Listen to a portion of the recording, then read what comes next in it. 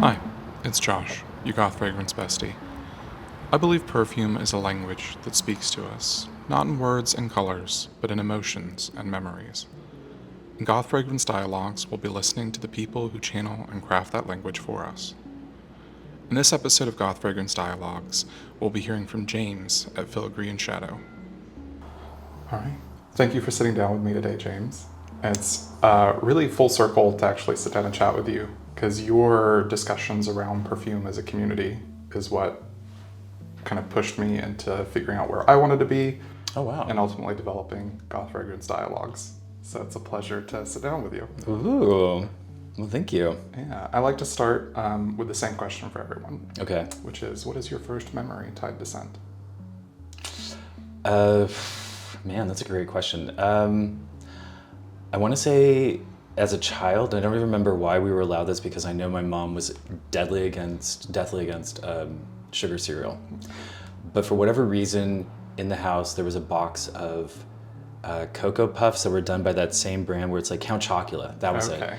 So there was a box of Count Chocula cereal in the house. I think it was probably because my dad's parents were in town. They were staying with us. And so his mom was a horrible dead. And she loved sugared cereal. So that's why we were allowed to have it. Context. So I remember that scent because I remember going to bed, sleeping in the middle of the night, waking up, and there was Count Chocula across the room, and he was standing right there by the doorway ready to come attack me, and I was in bed. Freaked out, woke up, my parents came waking me up, we had cereal as Count Chocula, and then that's my first scent. I love that, yeah. So eventually we might get a terrifying Count Chocula nightmare perfume. I did do an edible cacao perfume, which people really love, and then I also did a chocolate accord that I included with that. And I had one customer come back and begged me to make just the chocolate perfume just pure by itself. So I did that. So I've already actually made a chocolate perfume. It exists for one person, but it exists.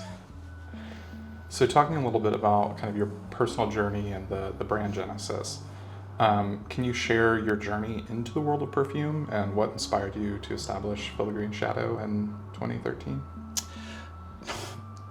The short and sweet of it, and it's so cliche as an American consumer. I wanted to buy something from Europe, and I wanted a perfume, and just simply that. I, American, want a perfume. And Europeans have a really distinct way of saying no as a complete sentence. And they just simply said no. And me, being an American who wanted something who couldn't get it, said, fine, fuck you, I will make my own fragrance, how hard could it be? That's literally how it started in 2011, was that just being told no, and then just saying, indignant consumer, who do you think you are? So I started teaching myself how to make perfume. And I wasn't really sure if this was something I could do. And that's why I established in 2013 my brand, because I wrote out a business plan. Because at the time I thought maybe I could go back and become a design agency, and I struggled with a business plan. Just stared at it, could not get anything to fill out in that. And I turned my attention to perfume, and I wrote out 24 pages without even thinking. It's like, okay, this is where I need to go. So I started the brand in 2013, but I kept learning and teaching myself perfume. And then I launched online in 2015 in December. And then I didn't start selling to the public until 2016 in February. Okay. That's the brand genesis. So 4 years kind of honing it before you went out. Oh yeah, I did not release anything out into the world for at least 4 years, because it took a very long time for me to first understand that I didn't feel comfortable doing aroma chemicals, because that in my mind meant chemistry. Chemistry meant difficulty, something very hard. So I naturally went the path a lot of people take, where we think natural is good, natural is safe. So I started with natural materials. But it wasn't just going to my local co-op and saying, here's some lavender, here's some clove, and I'm just gonna shake some stuff together. It was that I'm obsessed with natural materials. So contacted people I know in Seattle who are perfumers. They introduced me to their suppliers. I ordered things from all around the world. So I was working with Chinese silk vine. I was working with Narcissus Absolute. I was using deer tongue. I was just whatever I could get my hands on. So my repertoire for natural materials turned into like 200 to 300 different natural materials I was working with. So then by the time I launched my fragrance line, it wasn't just using, here's some oak moss at a very, very, very diluted level, right, with some frankincense, but also here's Jonquil Absolute, and here's a tuberose Absolute, here is a honeysuckle Absolute, chrysanthemum, like I was going all over the place doing crazy stuff. So when I released my fragrances, it wasn't just, oh, here's this really cute, like I made a cedar lavender blend that you can spray on your pillow and stay in the hotel. It was more of that, here is this completely rounded fragrance that uses olive absolute, tuberose absolute, mandarin, petitgrain, sandalwood, vanilla, like real quality materials, and it's a perfume. Right. Interesting. And then synthetics came later. Synthetics came around in 2017 when I went to go visit Dawn Spencer Hurwitz in Boulder, who's a super lovely perfumer. She has her own studio up there. And that day I happened to come in and Amber Jobin was also there. And she does these crazy perfumes for Burning Man. She sets up this whole perfumer's organ in the middle of Burning Man and makes fragrances in the it's an amazing story. But so I was talking with Dawn. She went into her back area, came back out with a material called Aldambre, made by Simrise. And it's one of my favorite things to bring out for people here because it freaks them out so much, because you see me take a mouillette, dry, dip it in an alcohol dilution, and then wait for the alcohol to evaporate. I hand it to you, and your brain is processing this as heat. So you're smelling what you think is a white hot iron, and it is a musk. And when I smelled it for the first time, it was just like explosions and like some kind of like weird montage of a GIF. And then I came back and was like, okay, now I have got to work with aromatic chemicals and natural materials and blend those together. And then so in 2017, I released I Made You a Mixtape, which was my first true conventional perfume. And then from there, it's just been nonstop of just aroma chemicals, everything I get my hands on, learning everything about them. So I have like 700 different aroma chemicals now. So I have a pretty huge library, and I just mix stuff all together all the time and just see what happens. Very Funsies. Cool. And I think Dawn, that name has come up in, I believe, Sid Botanica's interview as well. Probably. So. I mean, Dawn is an amazing, she's a very generous perfumer, generous in meaning with her time and her knowledge, and she always is happy to have people come to her studio, and her collection of vintage bottles is beautiful, and her work is absolutely amazing. So how has synthesizia influenced the way you create fragrances? And can you tell us about a particular interplay between sound and smell? I didn't actually know I had synesthesia until I started working with natural materials.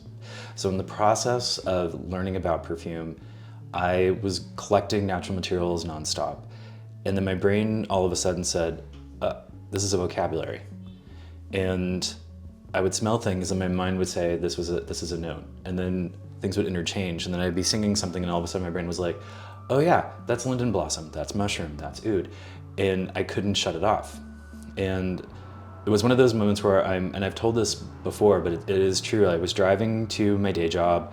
I was listening to the song Incurable by Piano Magic. And all of a sudden my brain was just shouting all these notes in my head. And so I had to pull over the car, wrote the formula down, and then went back to my studio after work and like concocted the fragrance of Incurable. Because my brain was just like, it's amber, it's rosewood, it's green pepper, it's saffron, it's ginger. And it was just like, okay, shut up. Write it all down. But until I had started collecting things, it's like my brain had no way to tell me like all these things in your head. It's like, this is what it means. And it doesn't always work. Like sometimes I can listen to something and like nothing happens. Or I smell something and it's like, nothing's really coming through. But then I'll go for a walk through the park and I'm just singing the song Changer by Stereolab to myself. And I'm just singing like the next thing you know, it's like raspberry, rose, violet, cashmere, and just grabbing things and then going back to my studio, making stuff. And it's like, oh, I made a fragrance. Wow. It's annoying, but I'm prolific. Like I've got 40s. I don't even actually know how many fragrances I have. I should, but I just can't seem to turn it off a lot of the times. Very cool. And as a self-taught perfumer, what are some of the challenges you faced in the early stages of your career? The biggest challenge for me, honestly, in the beginning was finding the right resource of what information is correct and true out there, because everybody's an expert online. Everybody has a Google PhD. So everybody knows what they're talking about. So if you go on YouTube to learn about fragrance, when I was looking online, there were people who were saying, I have vodka, I have lavender, let's make a perfume. And you're like, that looks weird. And then then you go on base notes and it was just people arguing back and forth and just yelling at each other. Like people are asking a genuine question. Yes, people don't really search for things before they look and they ask, it happens. But people just lost their shit. And people in there just like yelling back and forth. And then you had some people who are just making these egregious claims. Everyone's like, no, that's not true. I don't, stop saying that. So it was really hard for me to find a source of truth online that I could use as a veritable place to go for how to learn. And so went back to like the Jean Carl method of taking materials, breaking them down into smaller percentages, and literally understanding how they work. So when it came time for me to finally work with synthetics, if I had a rose, I could reconstruct an actual rose, and not something that was like a little off or slightly missing some things. Like I could make a full rounded rose fragrance because I understood what rose was, working with it. The other thing was also not knowing where to find good materials. So when I started, I went to a local store. I won't mention them because they still exist, and they're really lovely people, but they dilute all their materials and they're not using the best things. But also, I mean, if you're paying $5 for like a half-ounce bottle of oak moss, come on. So learning really quickly, do not put that on your skin directly. Right. Not a good time. Had crocodile leather skin on my arm for 2 weeks. Don't recommend. But then also, the materials were so crappy that it was also making a lot of crappy fragrances. So learning how to save up my money, buy better materials, and then realizing like better materials actually make a better fragrance, a better product. So those were also the hurdles. And then also meeting people that genuinely would want to help you versus people who are just not so nice in the world. And they exist everywhere. But then if you're genuinely looking for help in the perfume world and you're asking earnest questions, that it shouldn't be turning into a thing of, why do you want to know? Are you out to get me? Are you my competition? It's like, I will not reach that same level that you're at because I'm a different person, but I'm just looking for information. Right. So I think now, which is really great, is that people are more open to sharing those resources and it's become more democratized through digital spaces. So, you know, DIY fragrance on Reddit, friendlier people on Base Notes sometimes, Discords. There's a lot of different places now where people can go to get better information, and a lot more YouTube channels where people are like going through the steps to make fragrance. So it's much better now. But when I first started, it was that so much of the stuff online was gross that I was just like, I'm gonna stick to books. Right. And that's it. So talking a little bit about your creative process and the industry, you've described kind of how your synthesia has spurned whole fragrances, but if you are setting out from scratch with a fragrance, what is your creative process? I don't have one. And I know that sounds ridiculous. I feel like I should be more classically trained. Like I don't have a dossier. I just work from my head. So COVID happened for a lot of people. And during COVID, I lost my mom. So she died on Christmas Eve, 2020. Physically could not be there with her. And so I worked on a fragrance as art therapy. And that was it. It just came from a place of that I need to do something. I'm in COVID, we're in lockdown, and I have to process what I'm feeling. I have this grief and I have to express it somehow. So I created my fragrance for her, which I call A Way to Say Goodbye. And it's her leather purse that's scented in her Sheba perfume, peppermint gum, like a pack that she always had at the bottom of her purse underneath her cosmetics bag. And it was just a very distinct memory. And so I worked on that religiously during COVID. And then I had it and it was done. And my therapist said, you should release this. And it was really hard at first because I was incredibly choked up about it. I couldn't even talk about it without like having to stop and like compose myself. And I did release it. And it's one of those fragrances, it's not gonna be for everybody, and that's fine. And there are people that come in here and they just say, oh, this is my grandmother, it's my mom, and people have cried, they've left. I've had people say this is genius. But it's more of that kind of style of working. It's that it's not trying to hit what a market trend is or looking for niche things. It's like, I'm just making things for myself and then just sharing it with the world. And once I make it, it's up to everyone else to let me know if it's something that they like or don't like, but I don't really take it any further than that. Right. And that was one of the ones that it really shows. Some of your perfumes are named after songs, and you can tell that there is an emotionality and an artistry in there. And then A Way to Say Goodbye was an emotion made perfume. It was both grief and love, and like you could feel it in the perfume, and it was really, really amazing to me. How do you feel that your perfume maintains authenticity against the pull of mainstream trends? I think we addressed a little bit, but...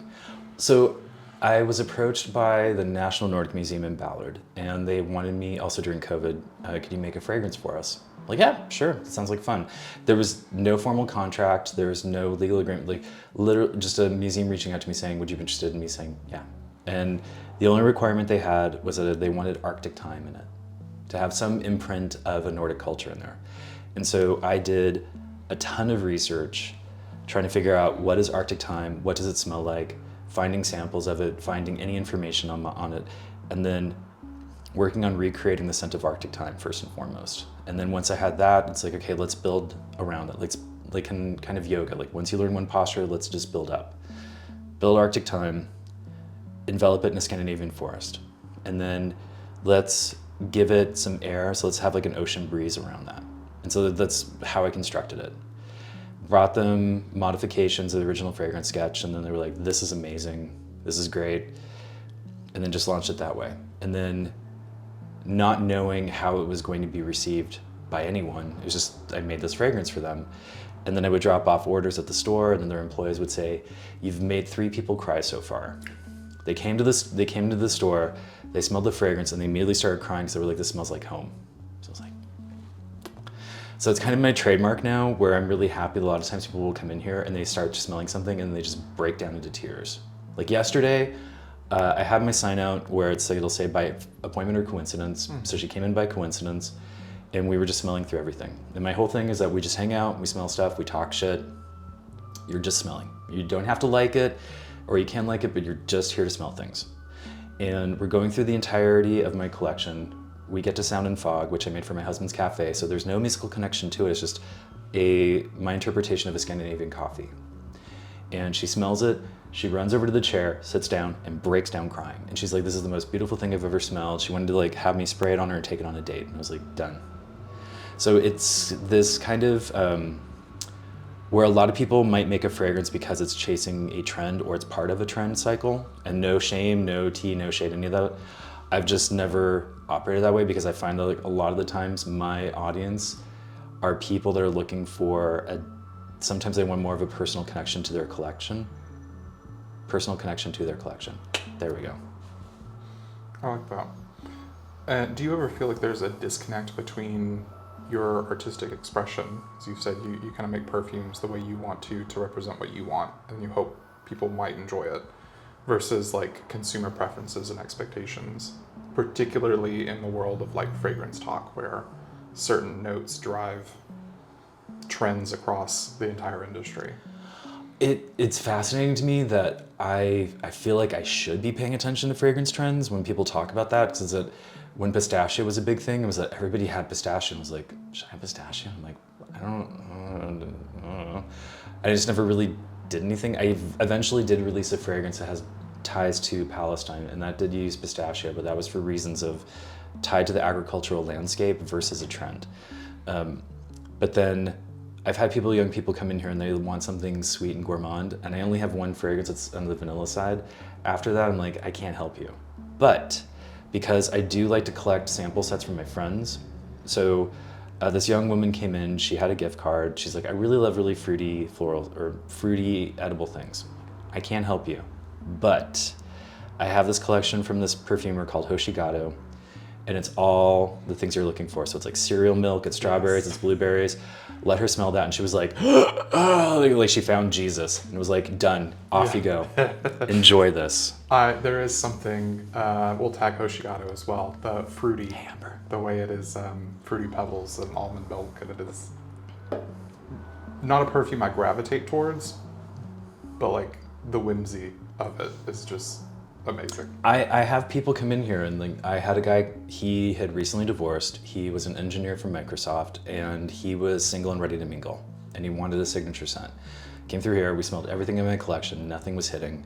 Went through all the sample sets of my friends, nothing was going there, and I finally found one fragrance for him that he loved. I'm like, great, it's Hermes, they're over in Bellevue, off you go. But he was super grateful I took the time to help him and said, I'm not here to try and make a buck. It's that scent is subjective. It's that until you actually put something on your skin, I have no idea what's gonna happen. And if I have fragrances from other friends who are also independent perfumers and there's something of theirs that you like, I think that's awesome, because it's staying within an independent community and it's not going out to big brands. Right. For that one, it was like, it turned out to be Hermes, but like that was a one-time thing. Most of the time people come in here, and I'll introduce them to the other Seattle perfumers, I'll introduce them to other perfumers around the world if I have their sets, and people are like, oh my God, this was amazing. I'm like, here's their name, here's their Insta, here's their website, order stuff from them. So I can only hope that those people leave and they actually take the time to order these things. That's cool. And again, relates back to that perfume as a community. It's not a competition. So speaking towards community and resistance, what are some of your thoughts on the current state of the niche perfume industry, and where do you see it going? I thought it was interesting that there were a lot of people making content about that the market is oversaturated with perfume. Well, duh. Water's wet. Like, it's always been that way. Like, every market's going to be saturated because consumerism and capitalism. It doesn't mean that you, consumer, are forced to try everything and smell everything. That's it. It just means that there's more of something out there for you. Ideally, you would hope that because there's so much, that brands would try to find a way to make things more accessible. Because if you have this much supply and you don't have as much demand, you really should, in theory, lower those costs so that people have more of an entrance to try those fragrances out. Right. That would be my stance. And there are people who simply just feel like they have to have an elevated price point. And then I see the fragrance community will buy those things and they'll be like, this was garbage for what they were charging. Like, I would never pay this price again. And so, or you see brands who are struggling to make sales. I'm like, well, you have a 50 milliliter bottle. You're asking $350 for it. And you're seeing that your fans are constantly doing splits and decants on community support. So offer smaller sizes. And there's this, what I find very weird about so many brands is that they refuse to pivot, or they refuse to understand what the market's trying to tell them. And they're sitting on this idea that I have to stay on the straight and narrow path of my business plan. It's like, you could, or hold on, you could make money by offering the community what it wants. And then at the same time, I don't really follow a lot of the fragrance community because it's not really good for anyone's mental health as a perfumer. Because I went to art school already. I went through 4 years of having my soul ripped apart. I paid $100,000 for a degree that at this point, everything is dead on the inside. So when people come in, they're like, I like it, that's great. I don't like it, that's great. I'm gonna let it go.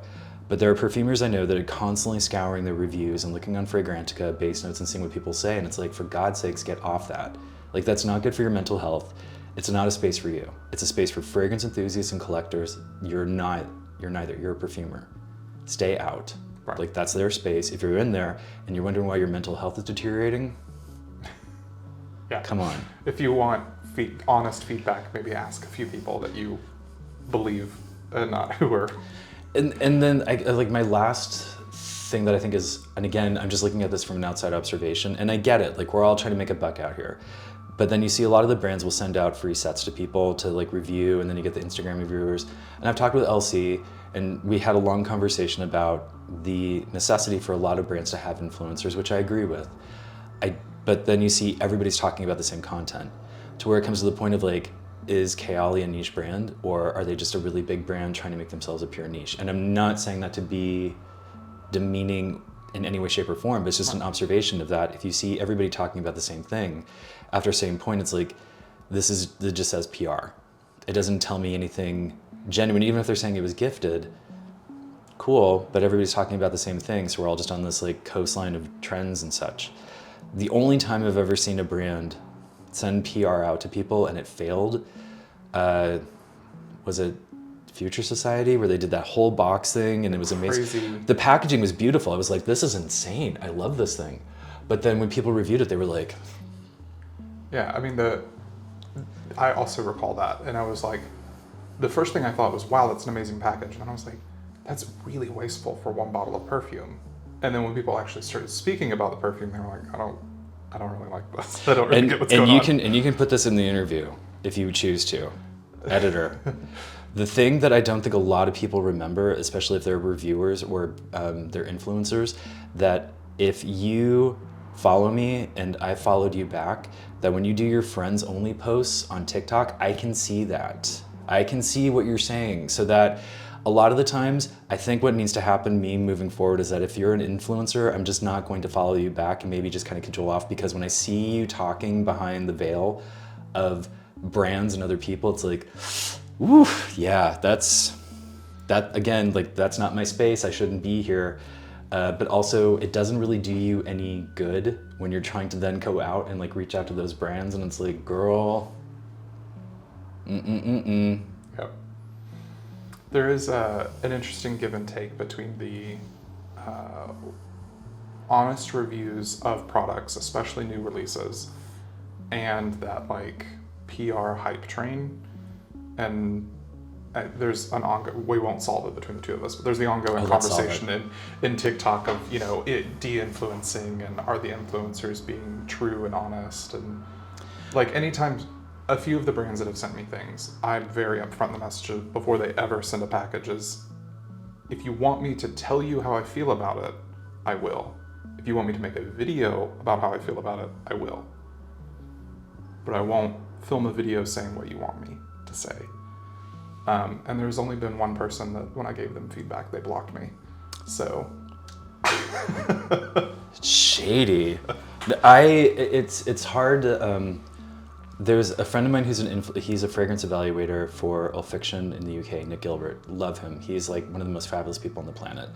And he and I have talked about this before, and he will say this all the time, that if something is not for you, then it's just not for you. Right. So a lot of the times, the people who get on social media and they want to talk about a fragrance, there's a level where the conversation that's being given to the viewer of the media, it can easily go into an area of disingenuous. And you can tell where there's a lot of the wording that they're using where it's similar to what other people are talking about. But then if something is just not for you, you can simply say, this would be great for somebody else. Right. But then a lot of the times there are people who feel that they have to jump on this train of talking about brands, or they'll make posts about, here are all these corporate brands and here's why they're all trash. And it's like, okay, that doesn't actually paint you in a really good picture, because you assume that everybody has the same access to fragrance, because everybody has the same access to money or free time or what have you. And there are amazing fragrances that exist in the world. They can be made by indie or corporate brands, anyone, and they can smell just absolutely amazing on somebody. But then to say, with a broad stroke, and this is really weird coming from me, like my husband would be like, who the fuck is this talking right now? But like talking with a broad stroke statement about all these brands and how they're garbage and they're just making crap, it's like, until you've actually smelled it, you probably shouldn't be saying this. Because also somebody could smell your work and say the same thing of like, this is garbage. And unless you're like, again, dead on the inside, you may not really react well to that. Yeah, when I first started reviewing and talking about my perfume collection because my friends were like, we love you, just please stop talking to us about perfume. So I always went into it with the attitude of, I'm just gonna talk about what I like. And if people like that, then great. And then when I started being sent stuff, or when I started exploring discovery sets, I had to learn the language and the vocabulary to be able to say, this is what I'm smelling objectively. This isn't for me personally. If this profile is something you enjoy, you might enjoy this. And then there are the occasions where I'm like, there is something wrong with this perfume. So there's the, I like this, I'm gonna hype it up because I think people should know. There's the, this isn't for me, but it is pretty, it's beautiful, it's whatever. And then there's the like, something is concerning here. And generally I try not to talk about that field because I don't know the full story. But TikTok loves negative videos. Oh, TikTok loves mess. The two negative videos I posted are... The internet loves mess. My God, like sometimes my TikTok is like these side conversations about side conversations. Like I have no idea what's going on, but I'm invested. Right. And then you go back to the source and you're like, okay, that was stupid. And then I back out and I'm like, I'm not liking any of this. Like that was stupid to like that. Good so God. we agree. The online community is wild. Hot mess. Yeah. Absolutely love it. Turning more locally, how do you interact with the Seattle community and how has it impacted your brand? I will approach all of them with a knife and I will tell them the West Seattle side is mine, stay the fuck out. If you come within 5 feet of my building, I will shoot to kill. Dead on sight, dead ass. So I was approached by a redacted company that wanted me to be part of their subscription set. I was like, cool, I've never had that done before, like let's talk about this. And they said, okay, we need you to ship a bunch of bottles to us, to our warehouse. You're responsible for shipping. You're gonna give us 300 bottles and we're gonna pay 29 cents a bottle. Like, quoi? Comment? Qu'est-ce que c'est? So I said, yeah, I can't do that because that doesn't even cover the cost of goods for my bottles, but thank you for your interest. And then they got me thinking, why don't we just make our own set? So I reached out to all the perfumers, some I had never talked to before. And I was like, hi, I'm James. I have this brand. I'm in Seattle. Here's what I was thinking. Would you be down for that? And people were like, this sounds great. Let's do it. So then 9 of us made the Seattle Perfumers Collective set, Discovery set. And we made that ourselves. This is all DIY. So we sat down, we did our meetings, we worked with a local friend of ours who has this amazing nose. He edited our fragrance set. We each sent him 3 fragrances. He chose one from each house, so he curated it. We did the design, put everything together. Another perfumer found the packaging company, so we reached out to them, sent them design files, we did the website, we did this all ourselves. And it was a really great process. There were a few people, it was a little bit bumpy, but that's part of the process. And then wound up becoming 9 of us. And then we made this amazing thing, and we did it ourselves. And I will always lift up all the local perfumers. I've done, for the last 2 years, I produced a holiday market that focused on Seattle perfumers, because I'm like, I did this thing in LA for Scent Week in 2023. It was amazing. Why don't we have this in Seattle? We have a lot of perfumers. So I just said, we're gonna DIY our own market event. And we did. And the first one was great. Second one was really great for a lot of us. And then more perfumers were like, let's do this every quarter. Let's do this like all the time. And I'm like, yeah, because it was a great experience. So people will come in they're visiting from other Seattle perfumers. We'll hug it out, we'll talk, we always have a good time, we laugh, like we'll split materials. I've had suppliers come through here where I will like take everything off the table. We'll put up some like charcuterie, we'll do drinks, and then we just smell things. We have smelling parties. And it's like, it's because we're not competition. You, the fragrance consumer, you could have a bottle of mine, you could have a bottle of Angeli, you could have L'Aventura, you could have Namesake, and so we all can't make the same thing. You're gonna have a bunch of different fragrances. So why would we consider each other competition? It's better to do community. Right. Because Jen from Immortal Perfumes, we will recommend people to each other all the time. We'll send each other back and forth people. Erica and Laura have Olfactory House behind Pike Place Market. There's also, we've become friends with the manager, Valerie of Nazarene on First Avenue. And then Peter and, oh crap, totally forgot their names. 2 guys, both who start with the letter P. I'm not gonna say Paul because that's too biblical. But they own Orcas Paley on 2nd Avenue, and they're also really sweet people. And so we all try to help each other out because again, it's small business, it's local, it stays local, it like helps all of us lift each other up. Right. So it's always just, it's a win-win scenario. Better than the online communities. Oh yeah, totally, totally.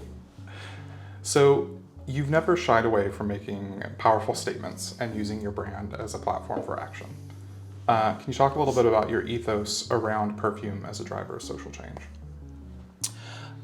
I think it's important to kind of let people know, I've always been politically active. I've always been annoying, always. I don't have a lot of friends still from high school, mostly because we've all like either died or found Jesus. But in high school, I was voted most likely to go to jail. And the first Bush, when I was in high school, that's when we did Iraq War. So I was putting up posters saying no blood for oil. And I was getting those pulled down by like second period.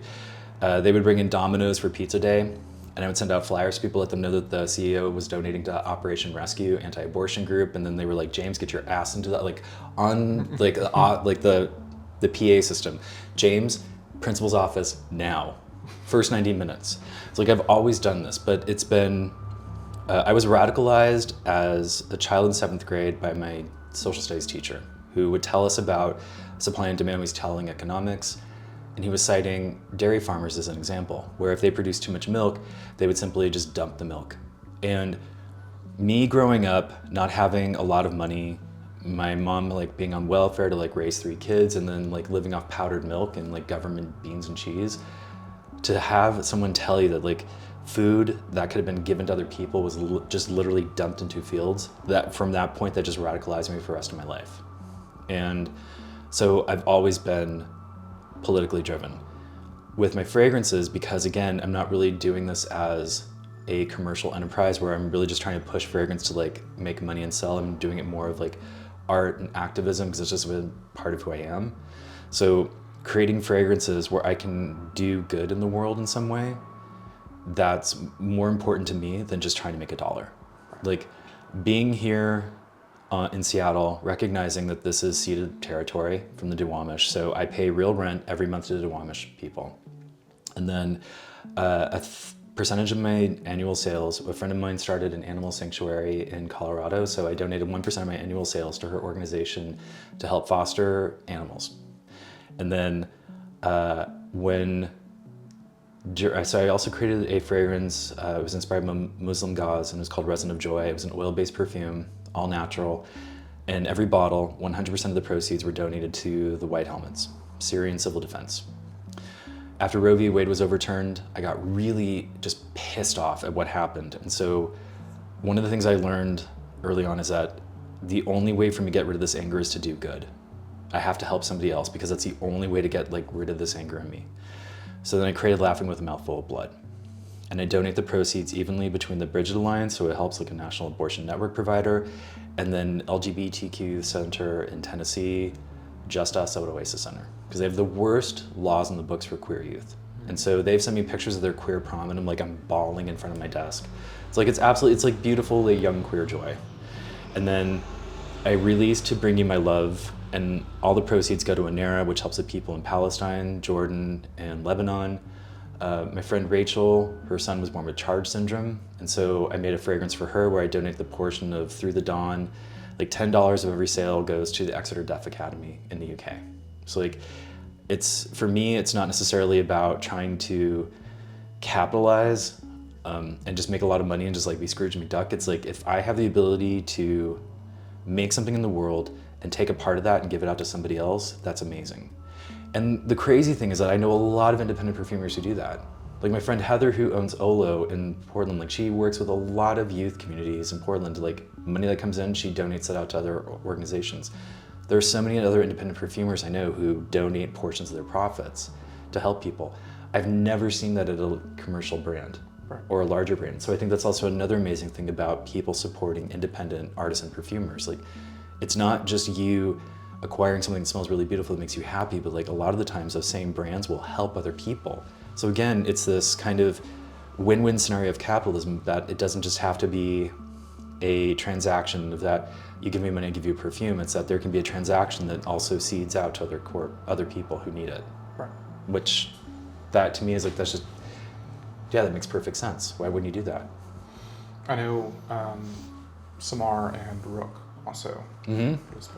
Samara does donations not just to Palestine relief efforts, but they've also been doing donations for other organizations for a while. And then yes, Rook also made Iris Fakwa, where all that was donated, to Palestine.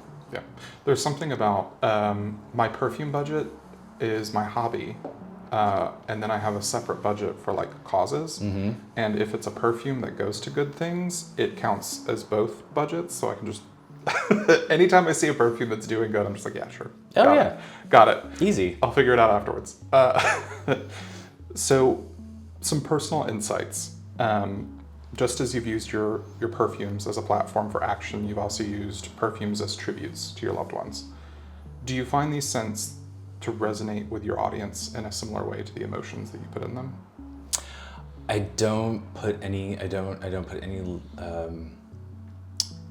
don't have any expectations for that, which sounds, what's the word? It's not pretentious. It's intentional because one of my favorite artists is Kristen Hirsch, and she was the lead singer of the Throwing Muses, still is. She's also in the band 50 Foot Wave. And she separated herself from the music industry years ago because she realized too much of it is just reminiscent of what this administration feels like now. So she went out into the world and she made her own name. And she created a system where people would give money on a quarterly basis, and then she would take that and create her own albums and use that for studio time recording, and then give it back to her followers of if you ever want a ticket, let me know and I'll put you on the list. Or you get to download this album for free, and there's all these amazing things that benefit from it. The larger part of that is that she said in an interview, it's that once I make the music, it's no longer mine. Right. So that it's what everybody else wants it to be. And I think that is a very good thing to always remember as a perfume is that once I put it out in the world, I have no control what happens with it. So that there are people who are going to like it, love it, it will resonate with them, and people will write me letters or they'll tell me like it makes them cry. And I will always appreciate that, but I never put any expectation in the world that like this is something I've released it and like, oh, please, please, please like it. It's that I just don't know. And I have no control over that. And I think a big part of that is also going to art school, where your teachers and your classmates will say, this was horrible, I'm not done yet, I'm gonna put my cigarette out on your arm and then I'm gonna continue talking. And then when you first get there, like you just feel suicidal because you're like, that was the worst 6 hours of my life, I never want to do that again. But then you keep doing it and after a while it's just nothing, it just goes through you. And that's kind of the same thing with fragrance. It's that release something and people might be like, this was really great. I might be like, I want to return this. And it's like, no takesy backsies. But again, it's that I just have no control over it. And I think that that's kind of an important thing to remember, especially if you make anything in the world, that you can do it for all the reasons that you want and whatever feels personal to you. But then as soon as it leaves your hands and goes to someone else, that world doesn't, like, that's only your world. That's your purview. Theirs is completely different and you will have no control over that. Yeah, I remember from the art critiques, the whole like, you don't need to explain it, because if you have to explain it, it wasn't clear enough. And having to say that like, yeah, you don't need to justify your art when it's being critiqued, because it's left that phase, it's left you, it's now being consumed. So a friend of mine, she came out here for her 51st birthday, and we were talking about one of our light color design theory classes when we were freshmen at Pratt. None of us could paint with oil paints. Like, we were horrible. Like, I could only make browns, and that was it. Like a grayish brown or a brown brown. But there was a guy in our class and he could make skin glow. And he did these beautiful oil paintings and he would come in and we were just spellbound, like crying because it was so beautiful. Our teacher looks at the painting, looks at him dead in the eyes and says, you should drop out and become a plumber or an electrician. All of us lost our shit. Like, we were ready to riot. Like, we were ready to like throw tables and just like stab this woman with paintbrushes because we were just like, how could you say that to him? Like, this was amazing. But I mean, but that's kind of the reality of the world, is that you'll put something out there. And then I've seen reviews on Fragrantica or other websites where somebody would write, this is utterly unwearable.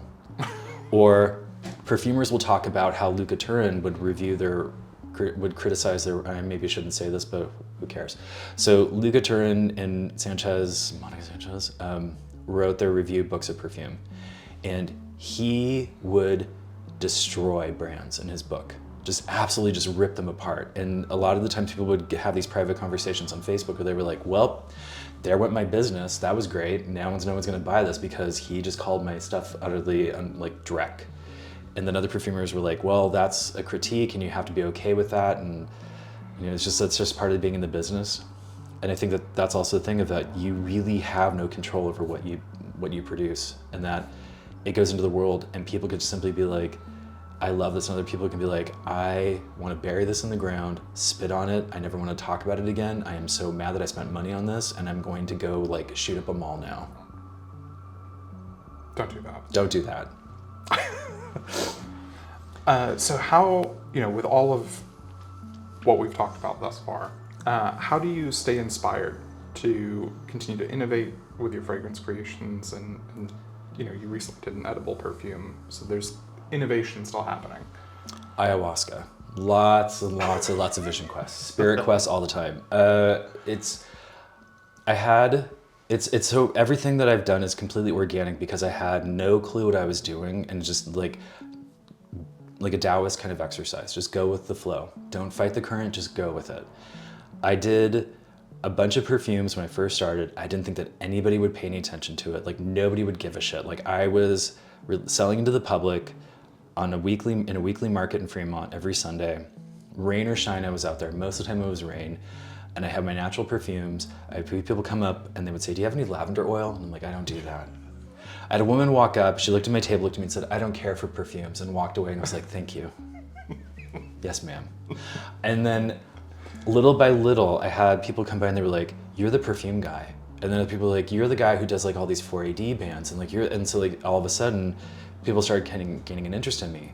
And then one woman locally said, I have a friend who is friends with this band, and you created 2 fragrances that are inspired by them. he would love to give them bottles. I'm like, I would love to do that. So I gave him bottles, he gave them to them, they put it on Facebook, and all of a sudden everybody knew who I was, and I was like, oh shit. And I was not ready for that at all. And then 4AD, the band, like the label, reached out to me and they were like, hey, we love this, we think this is great. Just don't use our name on your website because it is our trademark. And I'm like, sorry, I will take that down right now. The former co-creator of the label 4AD, I got to talk with him, shaking because he's like one of my idols, and we're like having these amazing conversations, and he gave me his blessing. He's like, I've had people name their babies after me. Like, this is, you're fine. Like, we appreciate this. I think this is great, but like, trust me, you're not even like scratching the surface of what people will do with like their love for this label. I'm like, say less. Yeah. But then, so I did a fragrance for a band, which they were completely obscure. Unless you were really into post-punk, you may not have ever heard the band Rima Rima. And they put out an EP on 4AD, but by the time it was released, the band had already broken up. And so they were done. And then they split off into other sections, so unless you're really old, or you're into post-punk, you're not gonna know that like members of the band later went on to be part of Psychic TV, or they did this other band Mass, or they did Renegade Soundwave, or the Wolfgang Press. And there's all these other little factions in there. And I made this fragrance and I just didn't think anybody would pay attention to it. And then one day, this film director said, hey, I'm making a documentary about the band. Would you like to be part of it? And I'm like, sure, say yes. You never know what's gonna happen. Right. Flies out from Canada to West Seattle, films me in my studio. We're doing a bunch of takes, and then he occasionally emails me when he gets home. And then one day out of nowhere, he's like, hey, we're doing the film premiere in London. You wanna go? And I'm like, I can do that? And I wasn't really sure, and then the band members were like, do it. We're gonna be your life coach. Like, come on, go out and do it. And I'm like, okie dokie.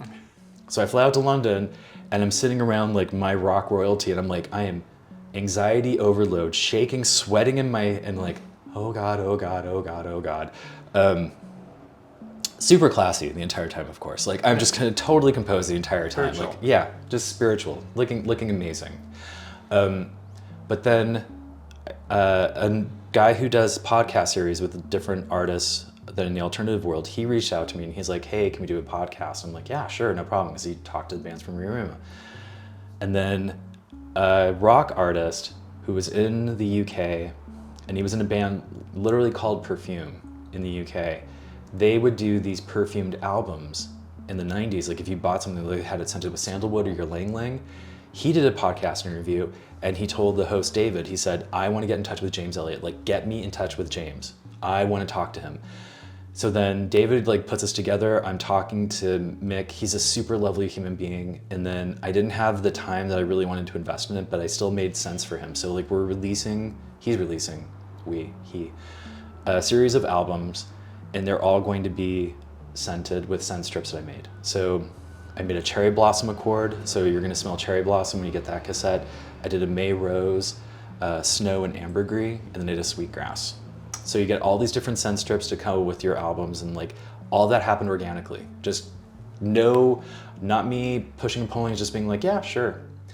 A fashion house in the UK, they are fans of my work, which is like, and they're absolutely amazing people. I love their work. I'm actually working on a project for them right now where they're very much about stop fucking up the planet, stop killing the planet. So they make clothes you can't actually buy. And they do fashion shows that are just like upcycled garbage, and they do amazing things.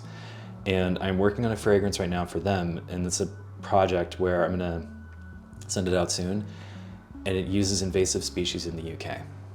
So my whole thing was that rather than try and create a fragrance where we're just like borrowing things or taking things that are just killing the planet, let's just take things that are actually part of the UK that are considered invasive species. How could we actually like put balance back in the biodiversity in the UK, but then also maybe call to attention the idea of like invasive species aren't as bad as we think because they can do some beautiful things. It's like a lot of layers of messaging there. Still have to iron that part out. But, so taking pennywort, impatiens, rhododendron, Japanese knotweed, and then finding the fragrance components in each of those, and then working with them in like safe levels, because always IFRA, always safety. Yeah. But then creating a fragrance from those materials that they're gonna have like samples at one of their upcoming shows where everybody who's attending can get a sample of a fragrance that is trying to be as sustainable as their fashion line. That's super and like all this was just like completely organic. Just like being completely batshit crazy online, being like open, totally owning my high functioning anxiety, not being afraid to be queer, not being afraid of what other people think, and just being like, I don't know what I'm doing, but we're all gonna have fucking fun doing it. And then just finding other people who were like, hey, I really like that, cool, let's do stuff. And it's almost this like, it goes back to like a punk ethos of DIY, where like we're just figuring things out, we're doing it together, and just releasing stuff, and people are like, that was brilliant. We're like, yeah, cool, okay. Great. Next thing. Very cool. So what advice would you give to aspiring perfumers who want to carve out their own niche in the community? So my biggest take, I love this question. My biggest take time and time again, for God's sakes, write a fucking business plan. Write the fucking business plan. I can tell, I can see people's content, I can see it online, and it's clear as a bell to me when they haven't done a business plan, because they haven't figured it out. You will not be able to work for yourself full time releasing a fragrance. You absolutely cannot. There's no way in hell that you, a person who no one has ever heard of before, even if you built up a huge cult following online and you like had all these followers on TikTok and you're trying to convert it over to a brand, you will never be able to like get out the door and be like, everybody's gonna buy your stuff and we're gonna lift you up and carry you through the streets and be like, this person's amazing, and throw them flowers. And then like, you know, Ann Baxter, instead of saying Moses, is like perfumer and throwing flowers. Like, it's not gonna happen. Like, you really have to be realistic about this, that when you first start out, no one's gonna know who you are. You're gonna be in obscurity. So you're going to have to market the shit out of what you do. But then also in this world now where everybody is so internet savvy and so social media savvy, it has to have a message. There has to be some connection to it. And it doesn't mean that like corporate is bad and indie is good. It's that if you're not telling a story and you can't be succinct about it, no one's gonna buy your work, because they'll be like, I don't understand what this is, or like, this is really a confusing thing. And so you really have to have that strong messaging that people can automatically understand. And then it has to be accessible. Like, you have to have discovery sets. And like, if you have discovery sets and people time and time again have said, don't do daubers, for fuck's sake, don't do daubers. Save up the money, get the spray bottles, or like figure stuff out. But you've got to do the planning. And again, it's that business plan. Like, you've got to figure stuff out. Figure out your costs, figure out your materials, what you need to do, how much it's gonna cost, what you're gonna have to do to get it going. You can document it, you can share that experience with people along the way, but that you've got to connect with people, and that's super important. At the same time, just because you've launched something and you learned it in like a couple years does not mean that you are an amazing perfumer. And this is not to disparage people, because we've all done this. Like, we've all made something where people are like, honey, come over here. This isn't right. Or also at the same time, you've made something, it had limited success, and then all of a sudden you're like, I'm going to offer up all this information online. It's like, there's so many times where I've seen things where people, I'm like, that's not true. Or they'll do TikToks, I'm like, yeah, that's not true either. No, that's not right. That's not right. And a lot of that comes from, you have to have experience. And especially, and I think this is so US centric, because if you try to go over to Europe and you try to tell people over there, I'm a perfumer, they will burn you with their cigarettes. They will say, child. I don't care how old you are. They will say, child, you are not a perfumer. I don't know what you are, but you are not a perfumer. You did not go to school. Even if you did go to a school, you didn't go to the right one, and you don't understand chemistry. Like, you're talking to me and like, I can tell you have no sense of OChem. Like, you don't know what you're talking about. Like, do you understand what happened in your maceration process? Do you know what happened with your chemical reactions? And like, clearly don't. Can you identify specific components in each of these different materials?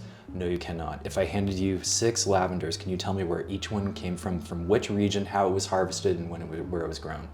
If you can't, you're not a perfumer. And like, they will tell you that straight to your face, because again, Europeans have a really wonderful way of saying no is a complete sentence. Right. So you come back to the US, the Dunning-Kruger curve is real, and it's huge.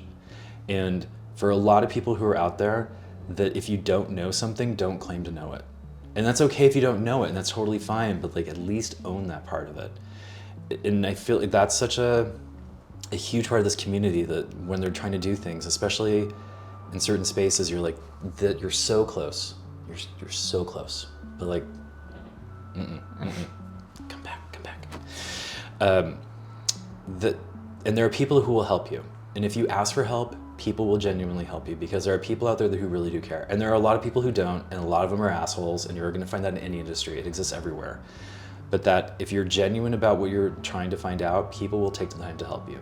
But if you're constantly like poking them on the shoulder, asking them, they're gonna go back and be like, darling, that's what you have to do on your own. That's you having to take classes, it's you having to read a book.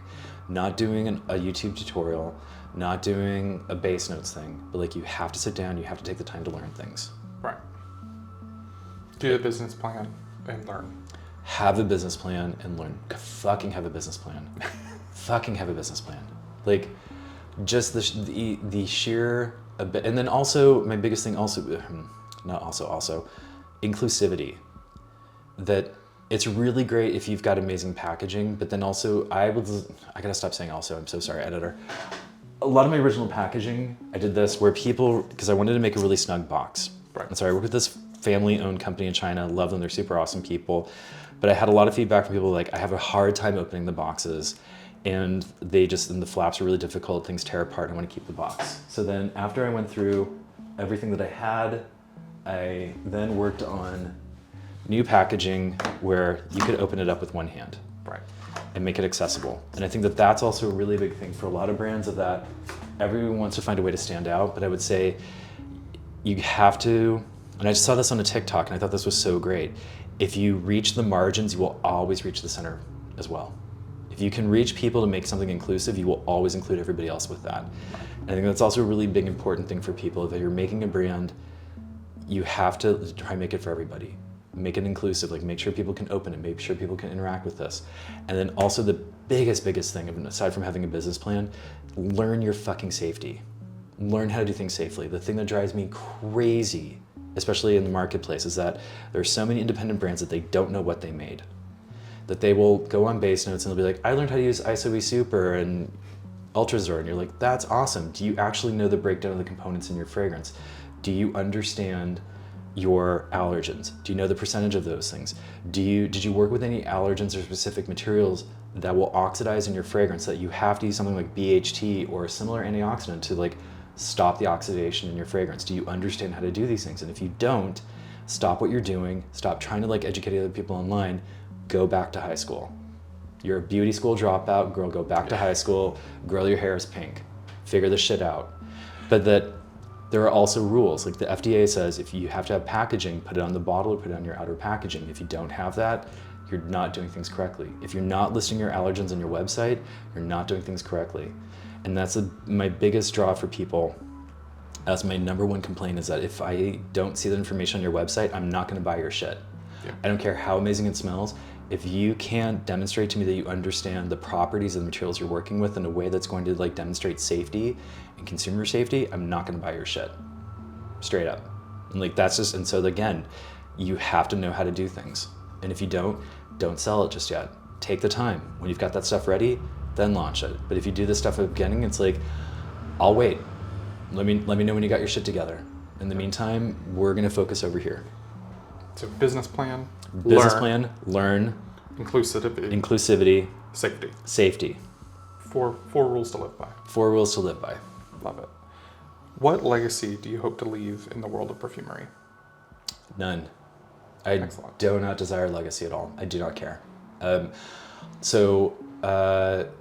I released my next fragrance closest to my heart, which is my last fragrance here in the US. During the first administration, I looked at my husband and I said, we're not fucking doing this. I'm done. I've spent decades marching, protesting. I fought skinheads in the 90s. Like, I'm tired of this shit. I'm not doing this anymore.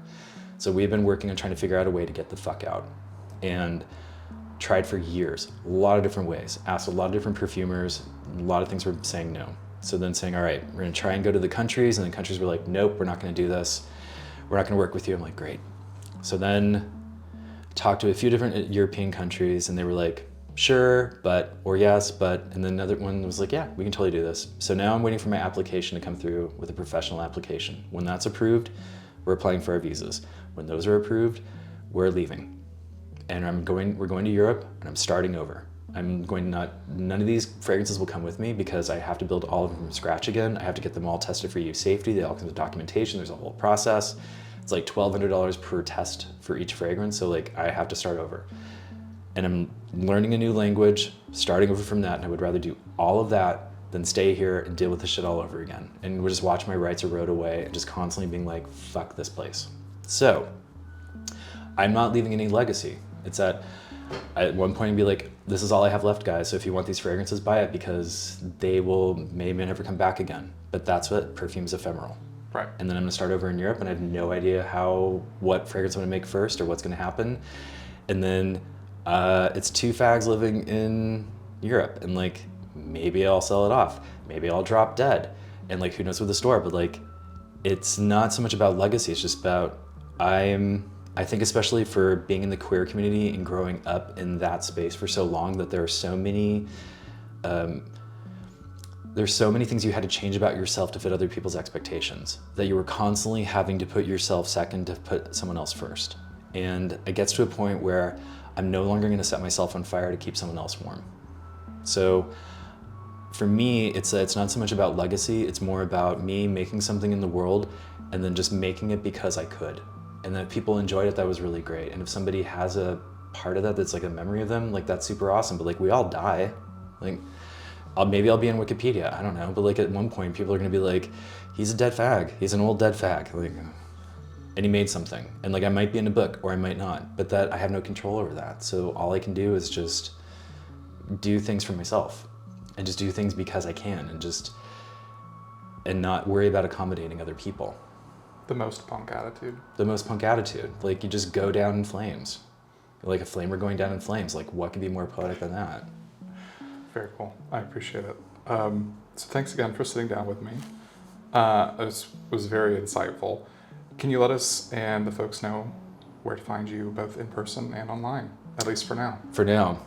So I would say I have my fabulous studio here in West Seattle. It's in an abandoned building. Where people are like, well, how do I find you? And I'm like, you can't. Yeah. You have to know somebody who whispers to a raven. So I have my studio here. It's open by appointment. Or coincidence, if you see my sign outside, come on in. I still have my website, filigreeshadow.co, and I'll continue having that when I'm in Europe. And I would say right now, if there's a fragrance, buy it, come in or get it online. And then wherever I pop up in Europe, like you can come and hang out. We'll still do the same thing that we do here. We like hang out, smell stuff, and talk shit. Awesome. Thank you. Thank you.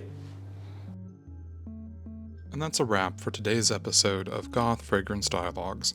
I hope you enjoyed this deep dive into the world of fragrance and the incredible stories behind the scents that we explore.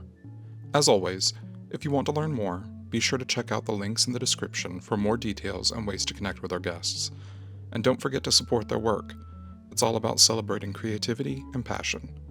If you're loving this content, regardless of what platform, please subscribe, that way you never miss out on a new episode. We've got more exciting stories, insights, and interviews coming your way. Thank you so much for watching. I'm Josh, your Goth Fragrance Bestie. Keep exploring the world of scent, stay inspired, and we'll catch you next episode.